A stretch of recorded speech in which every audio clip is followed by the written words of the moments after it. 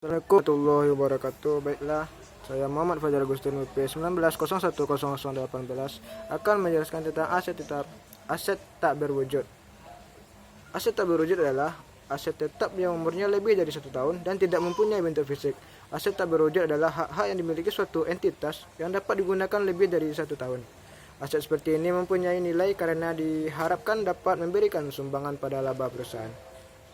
Apa saja jenis-jenis aktiva atau aset tak berwujud dan bagaimana perlakuan akuntansinya terhadap aktiva tetap tak berwujud? Saya akan menjelaskan dengan secara bertahap. Pencatatan aset tetap tak berwujud yang dimiliki perusahaan dicatat dalam rekening senilai harga perolehannya. Harga perolehan ini tergantung pada cara perolehan aset tetap tak berwujud tersebut. Jika diperoleh dari pembelian, maka harga perolehannya sebesar jumlah uang yang dikeluarkan dalam pembeliannya. Jika aktiva tetap tidak berwujud diperoleh dari penukaran dengan aktiva, maka harga perolehannya sebesar harga pasar aktiva yang dipakai sebagai penukar. Bila aset tetap tak berwujud diperoleh tanpa ada pengeluaran, maka tidak diperbolehkan untuk mencantumkan aktiva tetap tidak berwujud dalam neraca. Apakah harga perolehan aktiva tetap tidak berwujud diamortisasi? Bisa ya, bisa tidak, tergantung pada umur aktiva tersebut. Bila aktiva tetap tidak berwujud itu umurnya terbatas, maka harga perolehannya diamortisasi selama umurnya. Tapi jika aktiva tetap tidak berwujud itu umurnya tidak terbatas, maka harga perolehannya tetap dicantumkan dalam neraca. Harga perolehan aset tetap tak berwujud yang umurnya tidak terbatas kadang-kadang dihapuskan dari neraca. Penghapusan tersebut bisa dilakukan sekaligus atau dalam beberapa tahun seperti halnya amortisasi. Penghapusan ini dilakukan bila jelas diketahui aktiva tetap berwujud tadi sudah tidak ada gunanya lagi atau hanya akan berguna dalam beberapa tahun lagi. Amortisasi aktiva tetap tidak berwujud dilakukan dengan mendebit rekening biaya dan mengkredit rekening aktiva yang bersangkutan atau rekening akumulasi amortisasi. Jenis aktiva tetap berwujud dan pencatatan aset tak berwujud. Ada 8 jenis aset tetap tak berwujud yang sebaiknya diketahui orang-orang menekuni bidang akuntansi keuangan pada pemilik. Pertama, paten. Paten adalah suatu hak yang diberikan pada pihak yang menemukan sesuatu hal baru untuk membuat, menjual atau mengawasi penemuannya selama jangka waktu tertentu.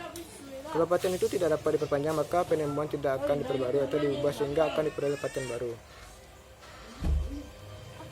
Bila paten itu diperoleh karena pengembangan, maka yang termasuk dalam harga perolehannya adalah biaya pendaftaran, biaya pembuatan model dan gambar, dan biaya-biaya yang dikeluarkan untuk membuat pencobaan dan pengembangan. Apabila terjadi pelanggaran terhadap hak paten, maka biaya-biaya yang dikeluarkan untuk menjaga hak ini akan dikapitalisasi. Paten akan diamortisasi selama umur kegunaannya. Selama periode tertentu, umur paten bisa dihitung atas dasar unit produk yang akan dibuat. Selanjutnya ada hak cipta atau copyright. Hak cipta adalah hak yang diberikan pada pengarang atau artis untuk menyampaikan, menjual, atau mengawasi hasil karyanya yang berupa musik atau pekerjaan pementasan. Hak ini diberikan untuk jangka waktu tertentu dan bisa melakukan perpanjangan waktu lagi. Sebagaimana hak paten, maka hak cipta bisa dijual atau diberikan kepada pihak lain dengan perjanjian tertentu. Selanjutnya ada aset tak berwujud atau merek dagang. Merek dagang bisa didaftarkan sehingga akan dilindungi oleh undang-undang. Hak untuk menggunakan suatu merek dagang adalah tidak terbatas. Merek dagang bisa juga diperoleh dari suatu pembelian. Keadaan ini harga perolehan yang dicatat adalah harga beli dan semua biaya pembelian.